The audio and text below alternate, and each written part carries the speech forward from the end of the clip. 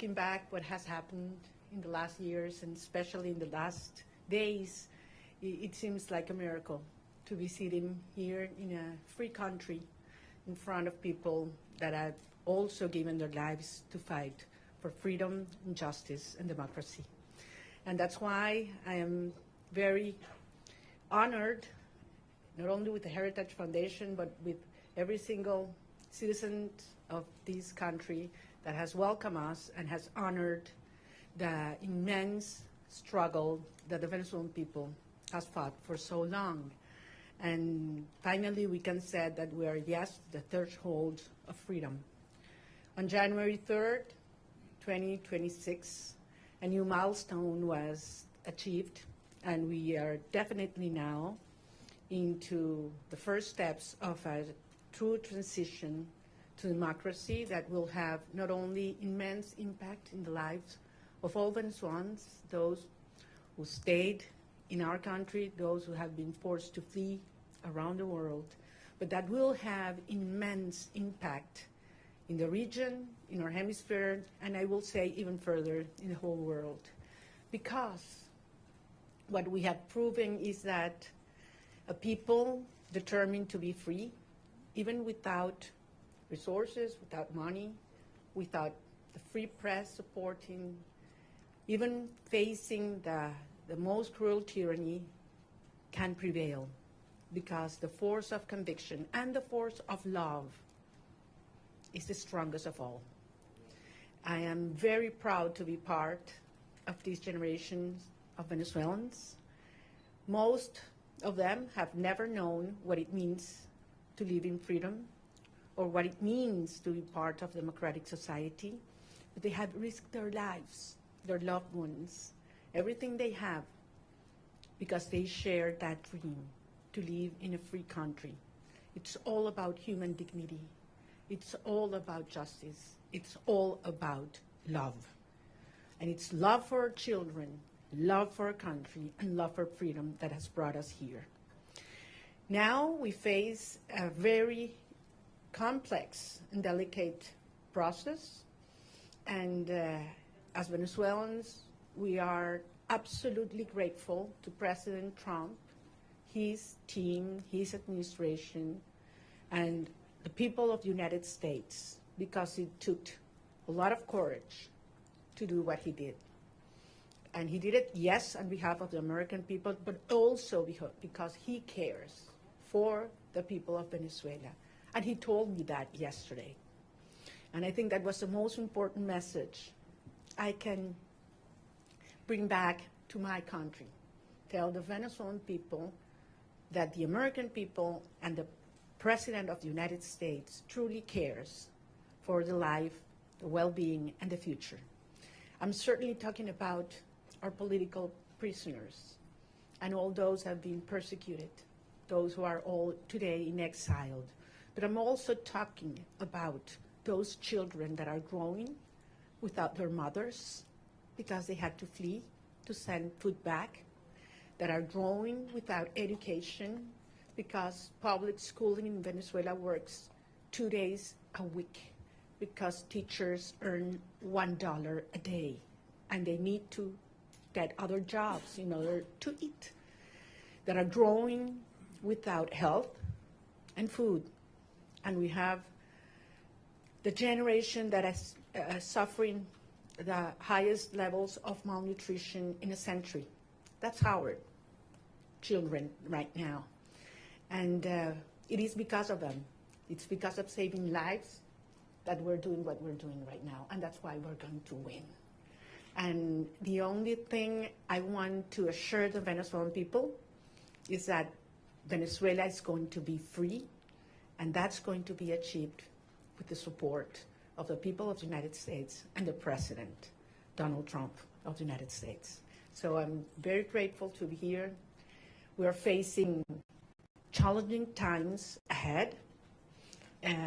We are prepared to do what it takes as a legitimate government.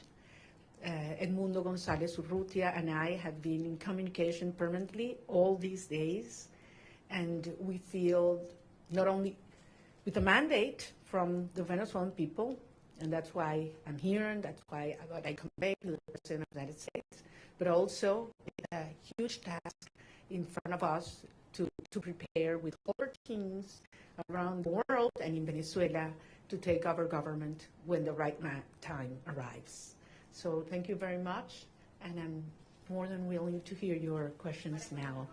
So I believe there is a procedure that has been designed, so because we thought there might be some interest today. Thank you very much. It's an honor to have you, Ms. Machado. I'm going to start off with a question, and then we're going to open it up to the press. My question to you, Ms. Machado, is, you know the Venezuelan people more than anyone, and that's apparent from the very, you know the Venezuelan people more than anyone, and that's apparent from the very strong support that they've shown for you time and time again. I wonder if you could tell us a little bit about, I mean, as you know, your country has been destroyed by socialism, Cuba, Russia, and Iran looting your nation, your wealth. Do you see, and the primary victim of this has been the Venezuelan people, do you see a future in which, at all possible, where a free and fair election and return to democracy in Venezuela restores anything but a strong, staunched U.S. ally and a country that leaves behind the shackles of socialism? Well, thank you very much. Can you hear me? I'm hearing like an echo here. Yep. We hear you. It's fine? Okay. Well, I'm very glad. No, there's a problem with an echo, right? Yes. The different microphone. Can you answer at the podium? Yes. No, please. So comfortable sitting down. You want me to stand up? You prefer that I stand up? No? That's better now? Okay. Look, I'm very glad we start with this issue because I understand that there are many concerns regarding the transition in Venezuela and compared to previous events in all parts of the world. And I always insist in the difference between what is Venezuela today compared to Middle East countries that went through change in governments or regimes. We're talking about a society that is perhaps the most cohesive in the region. I would dare to say even in the world. I ask you to think any other society in which 90% of the population wants the same. Not only that they reject the actual regime, but we want the same. There are not religious tensions within the Venezuelan society, or racial, or regional, or political, or social. I mean, there was one longing that brought Venezuelans together, and that was, we want our children back home. And it was that demand that I heard all around Venezuela in 2023, when we were moving forward to the primary process, that made me realize how powerful it was to unite a country, to tear down the barriers that the regime had built to divide us, you know, between rich and poor, black and white, left and right, military and civilians. And we brought a country back together. That's why I always said, you know what, Maduro's going to go. We're going to get rid of him one day or the other. What's important is the country that's coming afterwards. And it's a country based on shared values. We want to live with dignity. We want to live with the result of our work, our effort, a society based in merit, and not if you know the chavista who is in certain place at certain time. Women do not want handouts. They don't want to live in give their children a box of food that has a high cost, because then you have to lower your head and repeat what the regime wants you to say or dress as they expect you to dress. They want to live with their job well done. That's dignity. And that's what Venezuela deserves and wants today. And that's what we represent. So, of course, the result of this hard process will be a society based on these values. A society that is profoundly pro-America. And I want to insist on this. Delcy Rodriguez, yes, she's a communist. She's the main ally and representation of the Russian regime, the Chinese and the Iranians. But that's not the Venezuelan people, and that's not the armed forces as well. So I am profoundly, profoundly confident that we will have an orderly transition. This is a complex phase we are right now. Some of the dirty work is being done by them. But then the result of a stable transition will be a proud Venezuela who is going to be the best ally the United States has ever had in the Americas.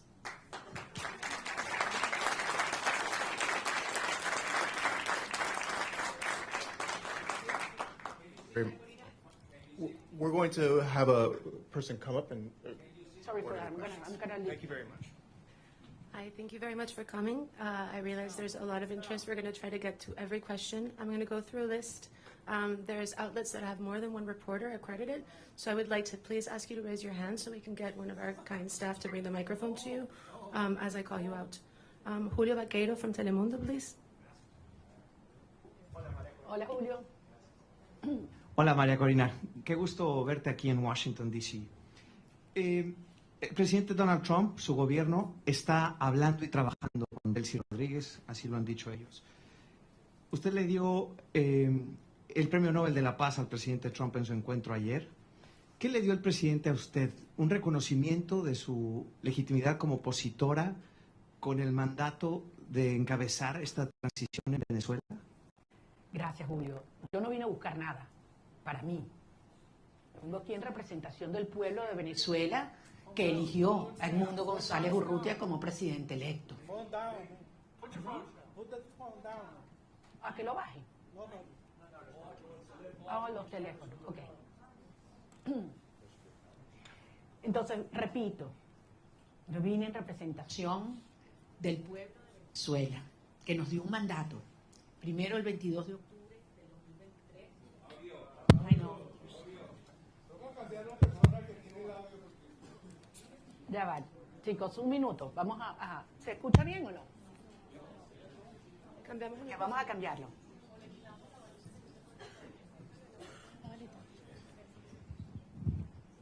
Ok, ahora está mejor. ¿Ahora sí? Ok, voy a repetir la pregunta la respuesta a la pregunta de Julio.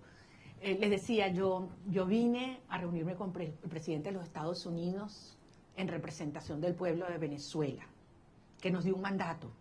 El 22 de octubre del 2023, cuando yo recibí más del 92% de los votos en las primarias, y el 28 de julio de 2024, cuando Edmundo González Urrutia, en las condiciones más extremas y fraudulentas, recibió el 67% de los votos de los venezolanos, y lo probamos,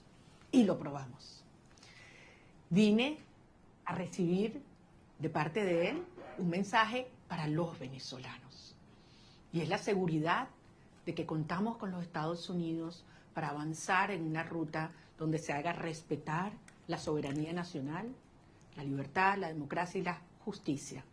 Hay un proceso muy complejo en marcha, lo sabemos, pero se están dando pasos. Evidentemente, para los venezolanos es una situación cada día, para muchos venezolanos de vida o muerte, y ahí hay una enorme urgencia ética.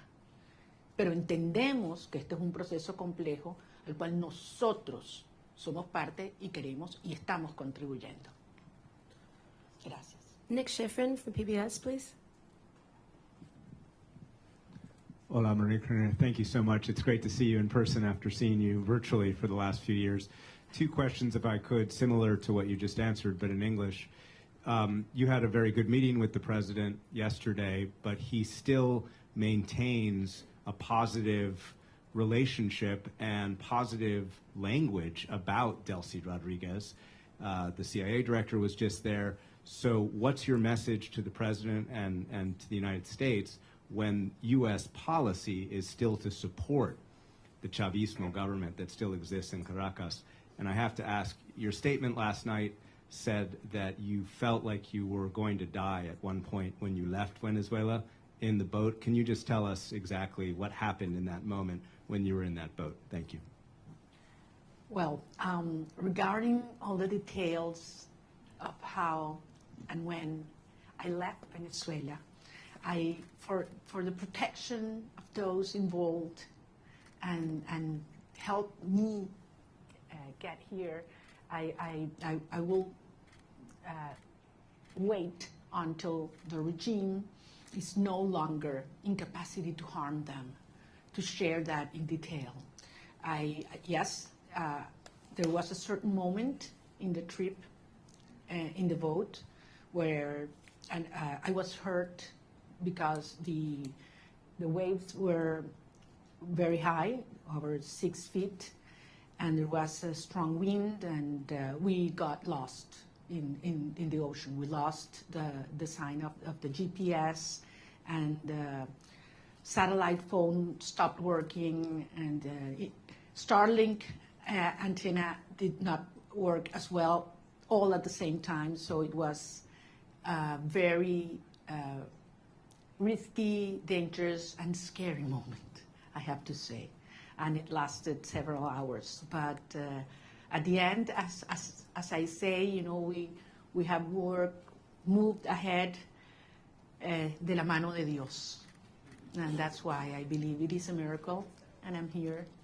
And I know that someday I will be able to tell you all the details and thank personally all those that risked their lives in order for this to happen, because they knew it was very important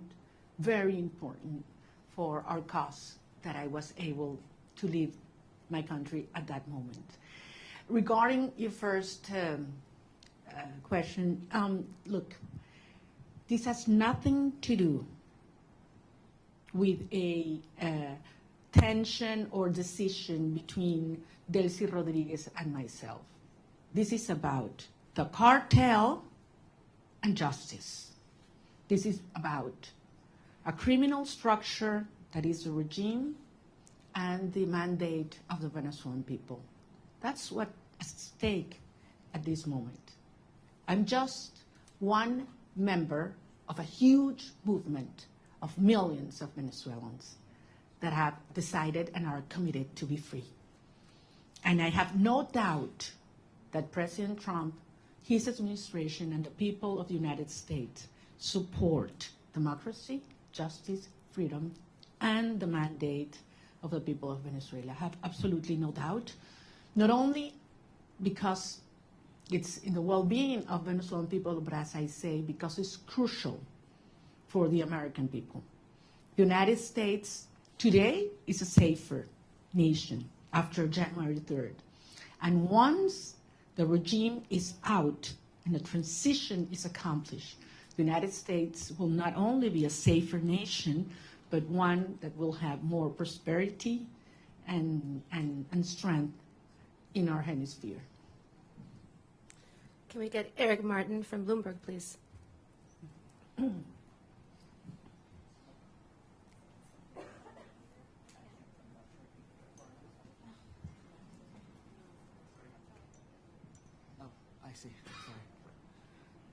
Thank you. Maria Corina, would like to ask you about the timeline for democratic transition within Venezuela, because obviously the Constitution calls for within 30 days a new election. You've already been recognized by a number of countries, including the U.S. in 2024, Edmundo Gonzalez as having won that election, and accusations that the election was stolen by the Maduro regime.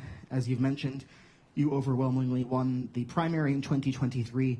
Do you have an expectation, is your expectation that the next step in this process would be a new election in Venezuela? Do you expect that to happen in 2026? Or what does the roadmap look like from getting from today's government by Delcy Rodriguez, the government de facto that is in control, to a democratically elected government? Thank you.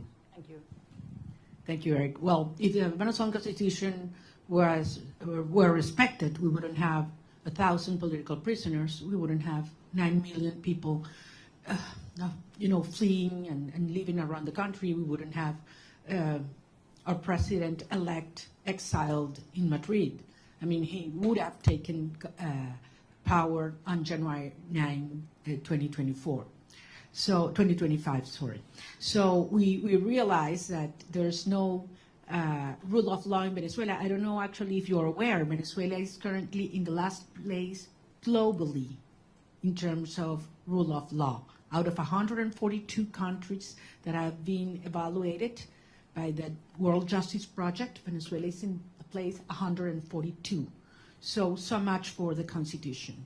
At the end, it is a matter of strength, and that was what made this process, starting on January 3rd, happen. I mean, that was the main difference. The regime realized that they are facing the strength of the people organized, but mostly, in this last phase, the strength of the democratic allies that are concerned about the structure of the regime, of the criminal regime in Venezuela. So this is a process that has several phases. We are in one that it's complex, as I said, in which the regime is forced to dismantle themselves. Some of the structures that have been maintaining them in power, starting with the repression system that requires not only that all political prisoners are liberated, but that they are free. The fact that you are not in a prison doesn't mean that you are free. In Venezuela, they have left the jails, but they cannot speak to the press. They cannot leave the country, and they are still terrified. All torture centers have to be closed, and certainly there have to be guarantees for journalists to speak out, and those who have left the country to come back and organize and make the will of the people be respected. Eric, believe me, I understand the urgency. I have been speaking with the families, not only of those that have been freed or liberated these last hours, but especially with those that have not, and that they don't know where their loved ones are right now. They have simply disappeared. I'm talking about hundreds of people. Actually, we found out in these last hours that there were more political prisoners than we thought, because many families had been scared just even to denounce that their loved ones had been in prison or disappeared by the regime. So some of those that have been liberated were not even registered by us. So, and this is still in place. I mean, there is a criminal structure of terror, not only on the civilian population, but also in the military. So that one of the main urgencies and priorities that have to take place in the days to come is we need to dismantle that terror structure by the DGCIM or La Casa Militar, which are those that have committed crimes against humanity, and that are those that have not only the civilian but the military under terror and neutralized. Once these steps are taken, then we can move forward in the reinstitutionalization of our government, and eventually we will have free and fair elections. And I'm talking about governors, mayors, National Assembly. We need to have, the will of the people be expressed freely. I have to remember that in the last election, presidential election, where our president-elect Edmundo González won, nearly 40% of Venezuelans that have a right to vote couldn't do it because the regime wouldn't allow them.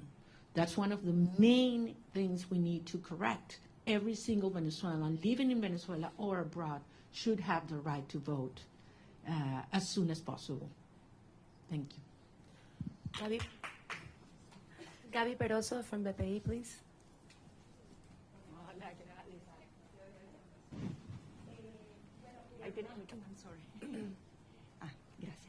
Gracias. quería que nos dijeras lo que se pueda revelar de la reunión con el presidente Donald Trump, por ejemplo, la importancia del reconocimiento al presidente electo Edmundo González, un cronograma electoral, eso se habló, hay posibilidades ciertas de esas dos cosas.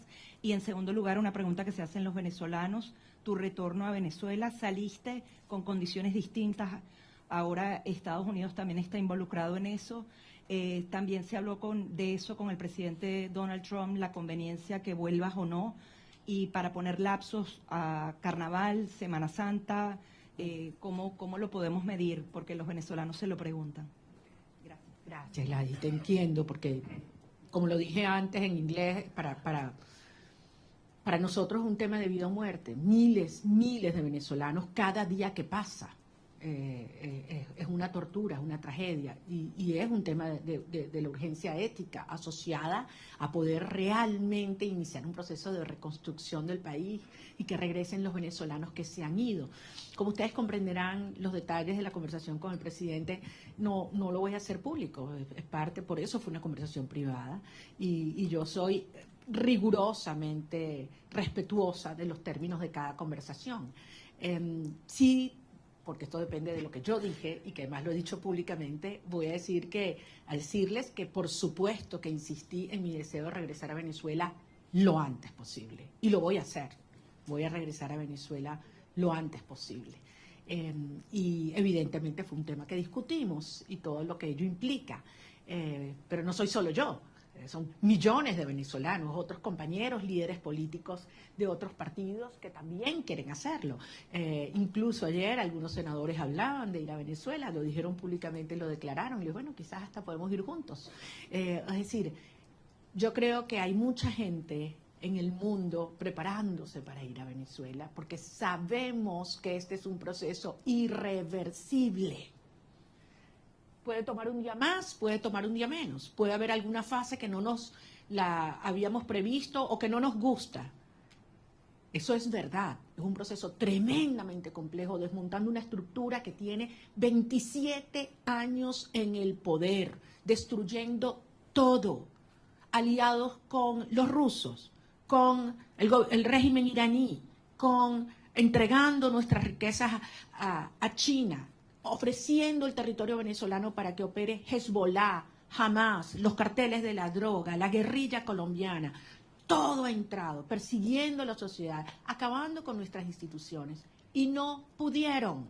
Tenido toda la plata del mundo. Por aquí tenía yo la cifra de lo que fue, lo que le ha entregado el régimen chavista desde el 99 hasta este año en petróleo venezolano regalado a Cuba. Estamos hablando cerca de 5 billones de barriles de petróleo. Es una cifra monumental, regalada. Entonces a mí no me vengan a decir que quién se está agarrando el petróleo en Venezuela en este momento. O sea, han saqueado Venezuela. Y aún así el país está de pie, decidido, unido, y pueden tener la seguridad que nosotros vamos a convertir a Venezuela, ahora sí, en el milagro latinoamericano.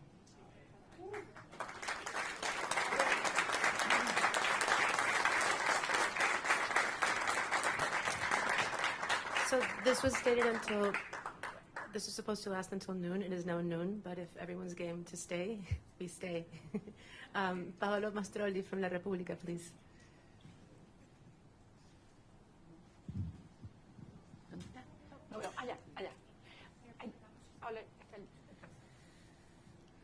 Thank you very much for doing this. You met in Rome with Pope Leo. Can you talk about what you discussed with him, if the Holy See is willing and able to help you in this transition? Thank you very much. That was a very important meeting. I'm a Catholic, as you know, and believe me, during my trip, I prayed a lot. So I was able not only to talk to him, but to present to him some of the rosaries that I had brought with me during the trip. And it was a day that marked my life in a personal dimension, but also I had a reassurance of the Holy Father that he knows very well what's going on in Venezuela. He knows what the Catholic Church is going through because of the persecution and pressure on our bishops and priests and nuns. And I believe that he's not only concerned, but actively helping and supporting a peaceful transitional process to take place. I think it was a very important and timely message to Venezuelan society, which is mostly, as you know, Christian. So I think it couldn't have been in a better moment, and it brought a lot of hope and reassurance to our people. Thank you. David Alandete from Diario ABC, please. Aquí está, David.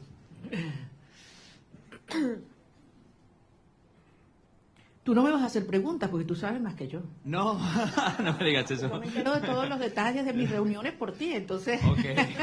Sorry about that. No, te pregunto en español. Dale, David. Okay. Muchas gracias. Quería hacerte dos preguntas y muchísimas gracias por hacer esto. Es genial poder vernos, que no sea virtualmente. Estaba interesado en cómo...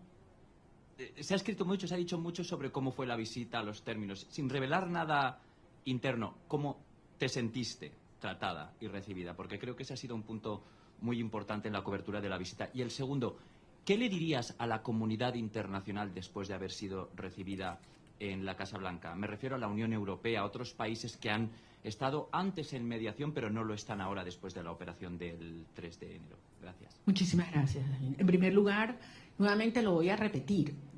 Yo no estaba allí como un individuo, yo estoy allí en representación del pueblo de Venezuela. Nosotros representamos al pueblo de Venezuela. Ganamos apabullantemente, no una, 2 elecciones. Y el mundo entero lo sabe. Estamos allí en representación de un pueblo que ha dado su vida para vivir en libertad. Y que no vamos a descansar hasta lograrlo. O sea, Venezuela va a ser libre, que nadie lo dude. Y esto va a ocurrir gracias al apoyo que hemos recibido del presidente Donald Trump. Y así lo digo con todas sus letras, y así lo dije ayer en el Senado, en frente de senadores de ambos partidos a quienes les agradezco profundamente su presencia, porque si hay algo que ha unido al pueblo de los Estados Unidos es la causa por la libertad de Venezuela. Y así queremos que siga siendo, porque el pueblo de Estados Unidos entiende cómo la libertad de Venezuela afecta a todo el hemisferio. Indiscutiblemente para los venezolanos es un tema existencial, pero es un tema prioritario. Yo sentí un enorme respeto hacia el pueblo de Venezuela ayer, cuando entramos a la oficina oval. Y no sé cuánto iba a durar la reunión, pero la verdad es que sentí que pasaba el tiempo, podíamos conversar de todos los temas con absoluta honestidad, crudeza. Bueno, ustedes me conocen como yo soy, yo digo lo que siento, lo que pienso, y con mucho respeto, sin lugar a dudas, estoy nada más y nada menos que en la oficina del presidente de los Estados Unidos, frente al presidente de los Estados Unidos, pero consciente de la responsabilidad de este momento único. Y salí de allí, y se lo decía anoche en una entrevista que grabé con Rachel Campos, le decía, me impactó la preocupación que él me transmitía sobre la situación de los venezolanos hoy. Cómo están los niños, cómo están los jóvenes, cómo están los ancianos, cómo está el sistema de salud, cómo está el sistema de educación, cómo están las familias, qué planes tenemos. O sea, yo creo que quizás públicamente se da a conocer más las preocupaciones por temas económicos, energéticos, etcétera, pero yo ahí pude tener una conversación con un ser humano que le duele lo que están viviendo los venezolanos, que le preocupa y que está genuinamente comprometido con su bienestar.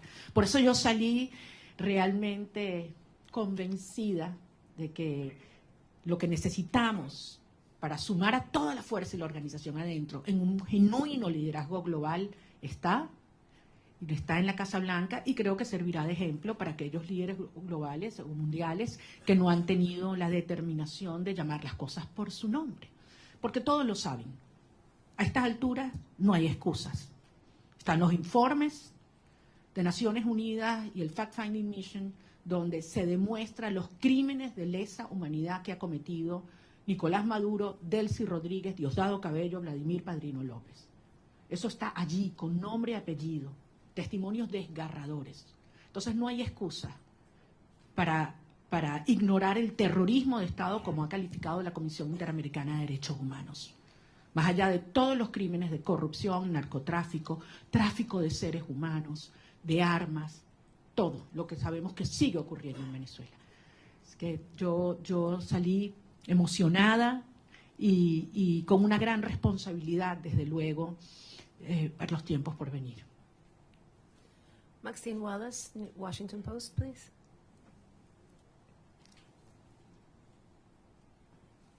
Maxine is not here. Washington Post. Washington Post, here.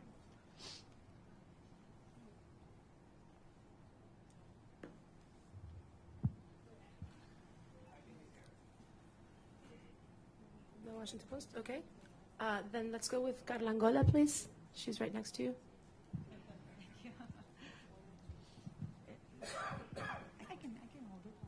Ok, perdón. ¿Cómo estás, María Corina? Quería solo algunos detalles, ¿no? El primero que siempre me ha dado curiosidad sigue siendo, ¿cómo fue esa primera noche en la que dormiste sin estar en clandestinidad, sin haber estado todos esos años sin poder salir del país? Es decir, dormir una noche sin la sospecha o el peligro de que alguien te fuera a buscar. Eso siempre me dio curiosidad, que si lo pudieras compartir. Y después en esa reunión, ¿pudiste conocer cómo te vas a involucrar? Porque el presidente lo dijo en algún momento, que tú vas a estar involucrada en alguna de las fases. ¿Pudiste descubrirlo en esa reunión? ¿Nos puedes dar alguna seña de cómo vas a estar involucrada y en qué fase? Y tercero, si pudieras decirnos si tú crees que Delcy Rodríguez, con ese perfil de miembro del cartel, de criminal de lesa humanidad, pudiera tener las credenciales para ser una candidata a la presidencia, si es que ella va a tener permitido eso con todo ese prontuario, si ella de verdad crees que debería o va a poder participar en esa futura elección justa y libre de la que estás hablando. Bueno, tú me conoces bien, querida Carla, yo no voy a especular. Yo voy a hablar solamente sobre los hechos y aquellos que además me puedo dar fe. En primer lugar, de la señora Delcy Rodríguez, creo que la justicia de los Estados Unidos tiene suficiente información, y la justicia internacional. Solamente les recuerdo que no solamente es ideológicamente comunista y muy fanatizada, pero además ha sido, como en el cargo de vicepresidente, quien ha supervisado y ejecutado todo el proceso de represión en Venezuela. Es decir, los centros de tortura están bajo su dirección y han estado bajo su dirección. Es responsable directa. Además, ha sido parte del diseño de bypassear las sanciones de los Estados Unidos, la justicia de los Estados Unidos, para poder obtener y seguir haciendo transacciones financieras con países que son enemigos de los Estados Unidos. Entonces, queda muy claro cuál ha sido y cuál es su perfil. Con relación al rol que vamos a tener el gobierno electo en estos próximos pasos, es algo que no hay que descubrir, es algo que hay que construir. Y ayer dimos un paso y evidentemente es algo que está en diseño, en construcción, y veremos día a día cómo va ocurriendo. Como yo se los decía siempre a los venezolanos, it's one day at a time. Ya estamos en una fase que es 1 hour at a time. Y como son las cosas en Venezuela, ya ustedes saben cuál va a ser lo próximo, ¿no? Entonces aquí nadie se aburre en materia de las dinámicas en Venezuela, porque están pasando muchas cosas. Y muchas veces, y yo sé que tú lo dijiste una vez, creo que David también, que cuando yo estoy más callada es cuando más duro estamos trabajando. Entonces sí les pido en ese sentido, y yo sé que los venezolanos tienen profunda confianza. Miren a dónde hemos llegado. Con relación, me meten mis temas personales, y esos son los que más me cuesta, lo que fue la salida, lo único que les puedo decir es que yo no dormí esa primera noche. Yo primero tenía 16 meses en los cuales cada ruido que ocurría, sonaba algo, inmediatamente me despertaba. O sea, tenía 16. Y esa sensación de que puedes dormir en paz, segura, de que un ruido no implica una amenaza, es algo que toma un tiempo procesarlo. Yo me levanto algunas veces y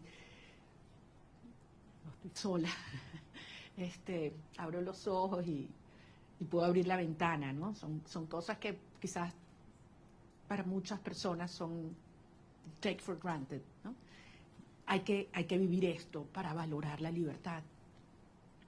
Y la verdad es que si hay algo que yo tengo que hacer es darle las gracias y pedirle perdón a mi familia, porque hay que ver lo que esta experiencia les ha traído, ¿no?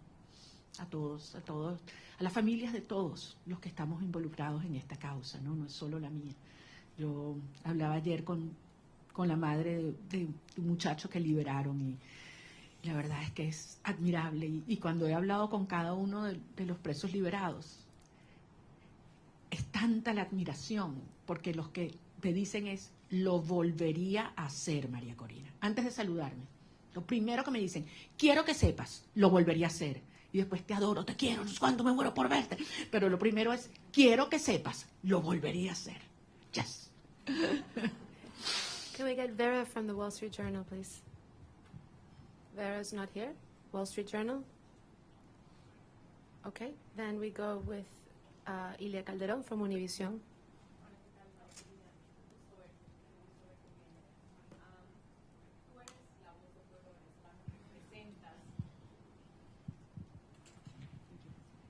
Tú eres la voz del pueblo venezolano y representas al pueblo venezolano.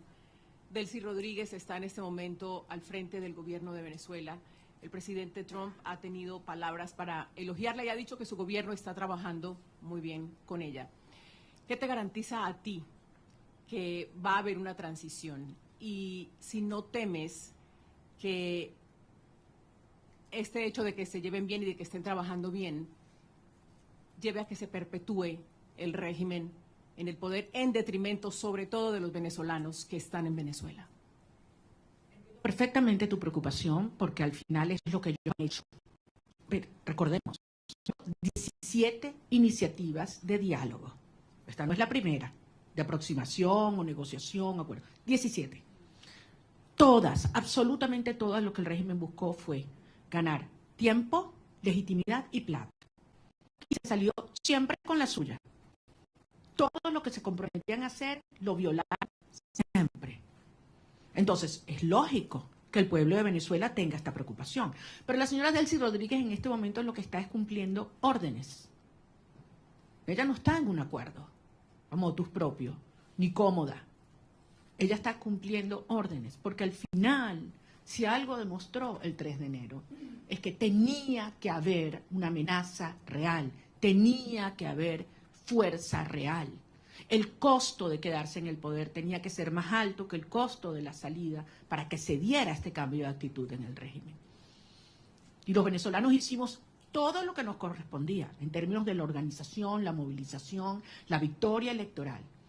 Pero hacía falta el respaldo decidido de los Estados Unidos y finalmente llegó de la mano del presidente Trump. Entonces, esto es otra fase.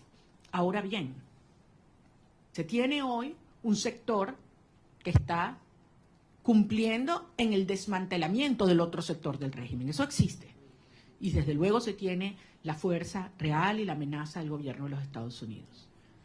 ¿Qué falta aquí? ¿Qué falta aquí en este análisis? La gente, el pueblo de Venezuela. Y eso es lo que nosotros representamos. La legitimidad y la garantía de una transición ordenada que tiene que tener el respaldo del pueblo de Venezuela. Cuando tú tienes un pueblo unido, no hay manera de ignorarlo. Y yo sé que ese no es el objetivo del presidente Trump o del secretario Rubio, todo lo contrario. Es acompañar y apoyar al pueblo de Venezuela en su derecho de ejercer la soberanía popular. Ahora estamos en una fase compleja que aspiramos a poder cumplirla de la manera ordenada, controlada y más rápida posible. Yo no voy a adelantarme a poner fechas y a poner calendarios porque sería una irresponsabilidad. El 2 de enero, ¿quién habría pensado que estábamos tan cerca de iniciar esta fase? Y nos dijeron que era imposible, by the way. Nos dijeron que era imposible que ocurriera lo que ocurrió. Y hoy Nicolás Maduro está enfrentando la justicia internacional. Dime tú la magnitud del paso que hemos dado. ¿Estamos listos? Obviamente no. Pero fueron 27 años para montar esta estructura. Y estamos avanzando con paso muy firme. Y yo sé que esto se terminará acelerando y canalizando, porque finalmente los vectores están todos alineados. Falta, sí, como decía David, que algunos otros países alrededor del mundo con firmeza y valentía reconozcan que se está haciendo lo correcto y que lo acompañen. Yo creo que en este momento no es posible, porque depende de múltiples variables, pero nuevamente, trabajando duro para garantizar que podamos regresar a Venezuela con Edmundo González Urrutia también. Benjamín Álvarez, de Deutsche Welle. ¿Dónde está Deutsche Welle?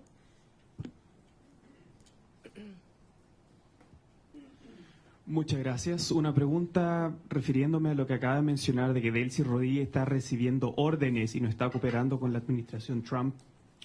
¿Cómo ve esta reunión de 2 horas que sostuvo Delcy Rodríguez con el presidente de la CIA el día de ayer? ¿Y no le preocupa esta cooperación tan cercana que está buscando la administración de Trump con ella y con la gente cercana al régimen? Yo no quiero especular, no conozco los detalles. Ahora, si los Estados Unidos obtienen la información que necesita por parte de esta señora, yo creo que ese es el tipo de cooperación que nosotros esperamos, sin duda, y nos conviene, sin duda. Yo entiendo que para muchas personas esta es una situación difícil de entender.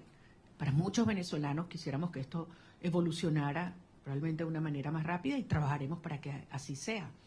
Pero desde luego, pocas personas tienen tanta información sobre la estructura criminal de la tiranía como quien fue parte de su diseño. Así que sin duda tiene información que le debe ser de altísimo valor al director de la CIA. We're going to take a couple of questions in English. Eric from Politico, are you here? Please.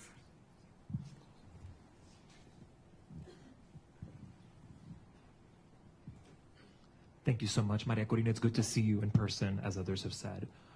Today, Venezuela accepted its first deportation flights since the operation on January 3rd. It followed a month of pauses. There's been some worry that Rodriguez could use migration cooperation with the United States as a way to defray pressure to go towards elections or to dismantle criminal networks in the country. Do you share those concerns that she could use an issue that is very central to this administration's foreign policy? Thank you very much. We all know how this regime weaponized migration against several countries, not only the United States. And migration in Venezuela was designed by the regime. Wasn't, just spontaneously happened. It was designed by them. And certainly they've tried to use our people as that trade bargain, trade to which is very, very painful. But I think everybody knows that the only way that we can have people on their own means, and talking hundreds of thousands coming back, is given the Venezuelan people the hope, the certainty that we will have a democratic future and security in our country. It's not a matter of having all economic problems solved. People are willing to go back to be part of the solution. But if they have hope that we will have a freedom and democracy in the future. So I think it is clearly in the best interest of the United States and those that are concerned about migration to have a transition take place as soon as possible, because you will see millions coming back home. I have several accredited journalists from the AP. I don't know who wants to take the question. Josh Goodman from Associated Press. Hi, Maria Corina. Thank you. Lots of questions still about the meeting yesterday with President Trump. I just have three specific ones. Did you urge him to seek the arrest of Diosdado Cabello? Did you urge him not to meet with Delcy Rodriguez, as he's indicated he would? And did you urge him to not allow Delcy Rodriguez to reopen the Venezuelan embassy in Washington? Those are three specifics. Want to know what your position on those are. Thanks. Well, I think I don't need to urge the president of specific things. I think it's very clear what has to be done right now. We exchange views about the implications of several actions. And I just want to tell you that I was very impressed of the degree of information he has, how closely he follows the situation in Venezuela, and how much he's concerned about the well-being of our people. Certainly, we did talk about the political prisoners and their families, and the importance to stop repression from the root in Venezuela right now, because you cannot talk of a transition, even in its first steps, if there's still repression in our nation. The Daily Signal.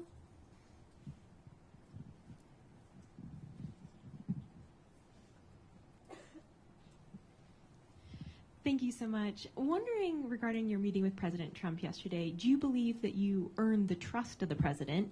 And did you all specifically talk about a transition of power in Venezuela in which you would become president? Thank you. Point again, this is not about me. It is about the will of the people. And we certainly talk about how popular sovereignty has been expressed in Venezuela, and absolutely terrible conditions in which we did, and how the regime stole that result. And I think he can certainly relate to that. So I believe that the point here is Venezuela has decided as a nation to be united first, to unite back again, and to fight for a right to be free.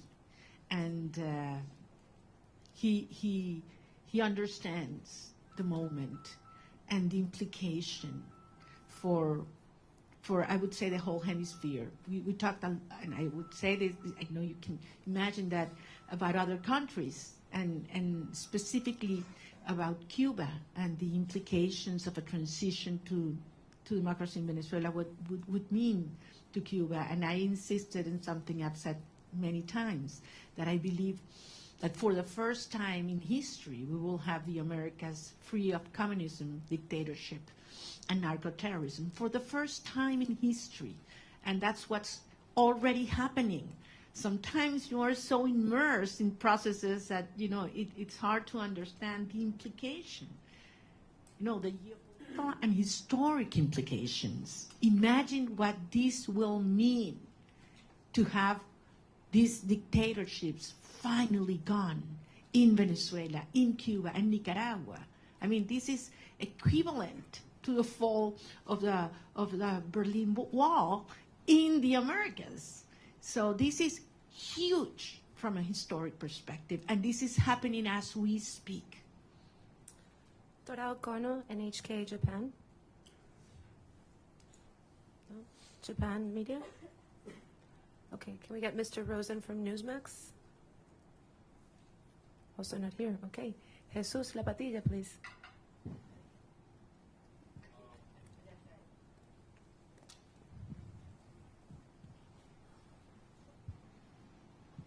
Okay. I was wondering if President Trump he's aware of how many political prisoners have been released so far. I mean, it's less than 10%.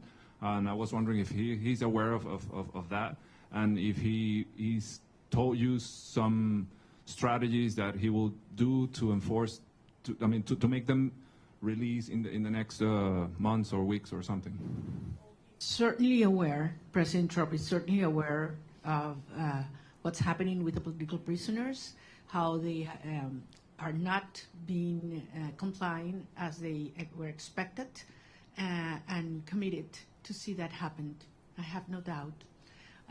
Well, what specifically he plans to do, we didn't get involved into that, but I trust his word that that's something it will take place.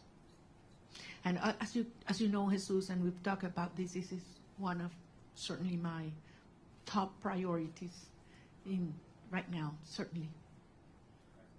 We do have another media outlet from Japan. If you're in the room, please raise your hand. No? Okay. AFP, Agence France Presse. Over there.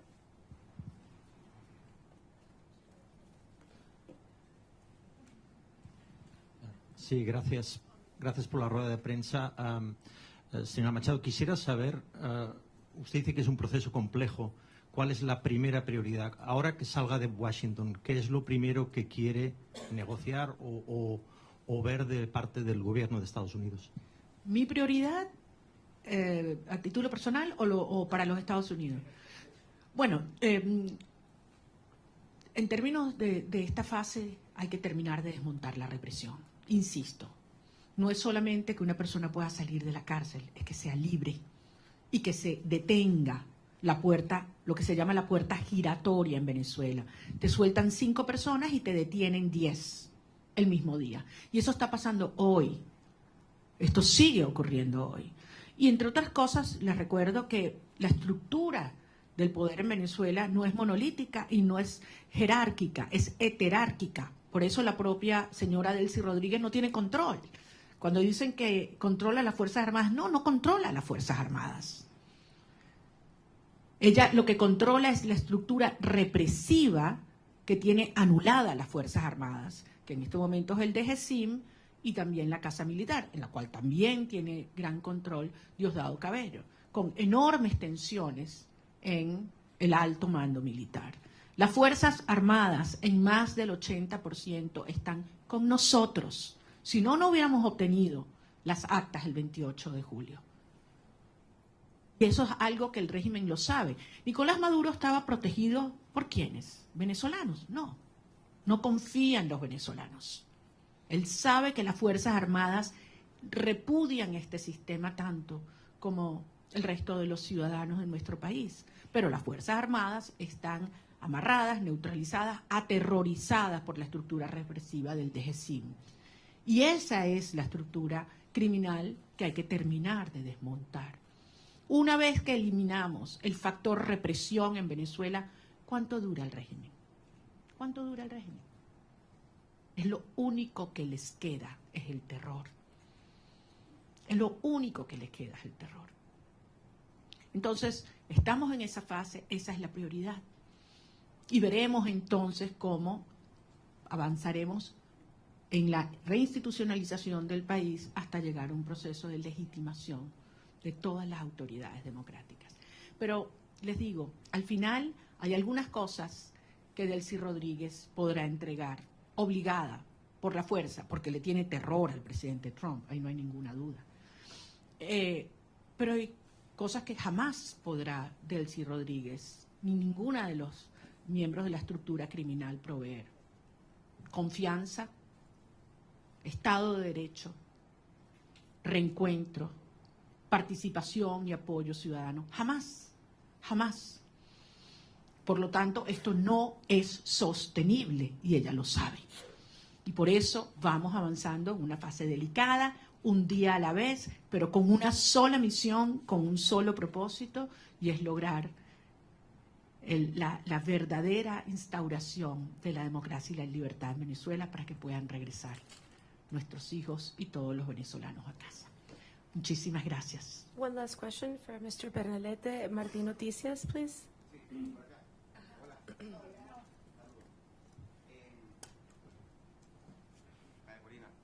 Gracias por la oportunidad, gracias a todo el equipo.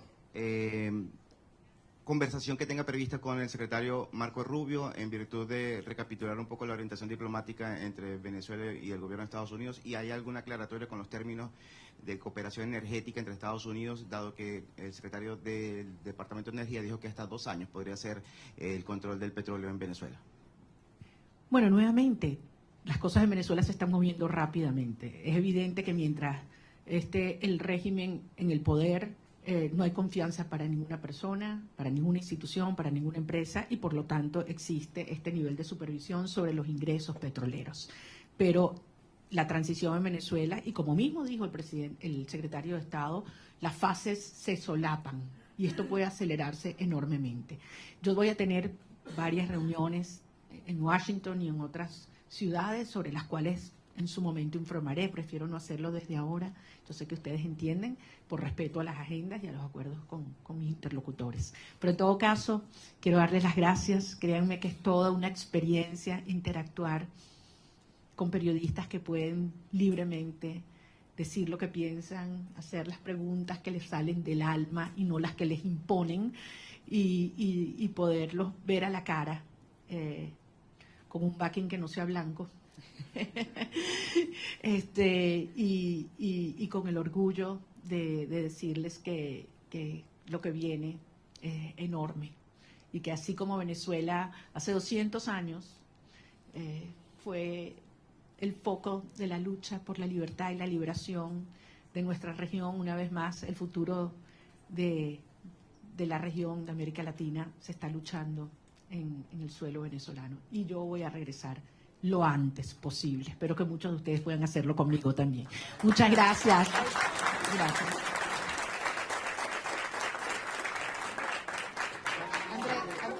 Thank you very much.